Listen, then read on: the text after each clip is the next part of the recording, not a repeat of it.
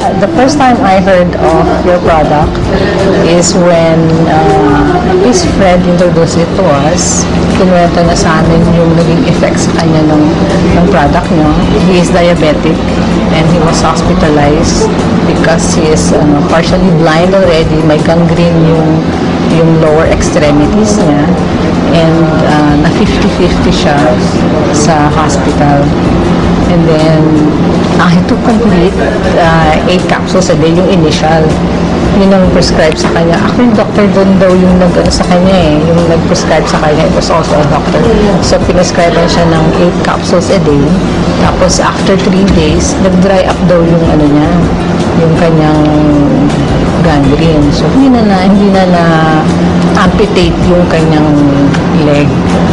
And then, we tried the product first. Bumili siya ng leave-in, yung coffee nyo, and then yung complete. So, kasi noon may problem ako sa cyst. I have breast cyst. And then, may solid nodule. Multiple. And then, one of those was a solid nodule na kailangan nang i-operate. Kaya ayoko magpo-opera. So, I tried it. Kasi I saw it dun sa friend niya na ganun yung drastic yung recovery talaga niya.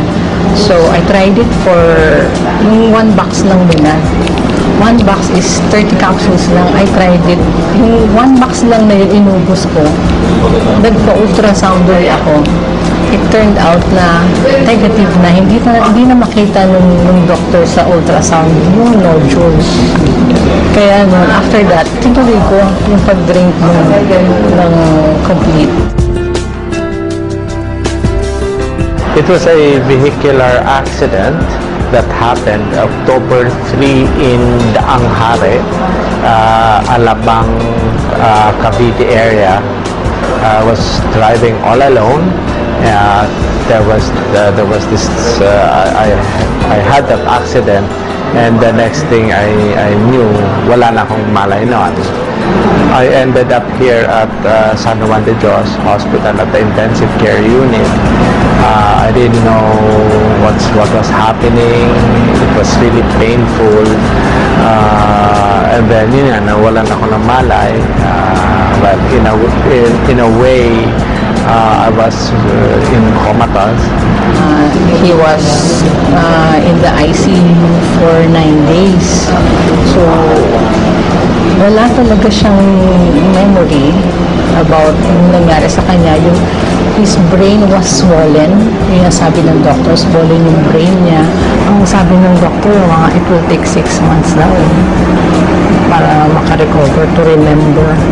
Sabi ng doctor. Noon sa ICU, hindi alam nung mga doctors. Pinapainom ka siya nung complete. Kasi siya nakita ko yung effect sa akin.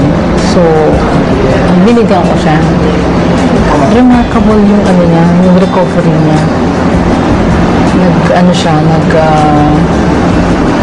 Gumising siya. Tapos, nagulat din yung doctor niya sa recovery niya na parang biglaan. So, hindi na siya hindi na nag-operate yung doctor. Hindi na kinailangan ng operation. Sabi ng doctor, maswerte siya. Saka nagulat din yung doctor na ganun kabilis yung recovery niya. Kasi nag-swell down yung swelling sa brain niya. He stayed there for 2 more weeks sa hospital niya. Pero during those 2 weeks na yon, nag-improve yung memory niya. Nakilala na niya ako, alam niya yung pangalan ko, alam niya yung pangalan ng mga anak namin, pati yung mother niya, alam niya yung pangalan. It started sa mga names. They can even text. Nakatext mo siya sa hospital, nagulat kami nun. Nakatawag siya. Dati nung hindi niya ma-recognize kung ano yung cellphone. Hindi niya alam kung ano tawag dun. Kasi I believe na kaya kahit 2 capsules So, kahit na basta regular lang, na continuous din yung intake niya nun, I believe na makaka-recover siya. Saka dati may complaints of headache. Pag medyo late na during the days, masakit yung ulo niya, masakit, saka malabo yung mata niya. Ganun. Tapos, nung C24/7 na yung tinitake niya after a month, January na yun, na-observe niya na hindi na sumasakit yung ulo niya. Tapos, medyo hindi na ganun kalabo din yung mata niya. Hindi ako na-surprise na positive yung effect niya. Alam ko na ganun ang magiging effect sa kanya. Kasi na-prove ko na sa sarili ko na nakakatulong sa kanya yun.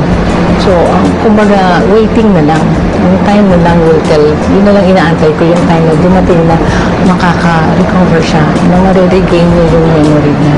Ngayon, unti-unti, after nang nagtitake pa rin siya niyan, 3 times a day na, yung C24/7.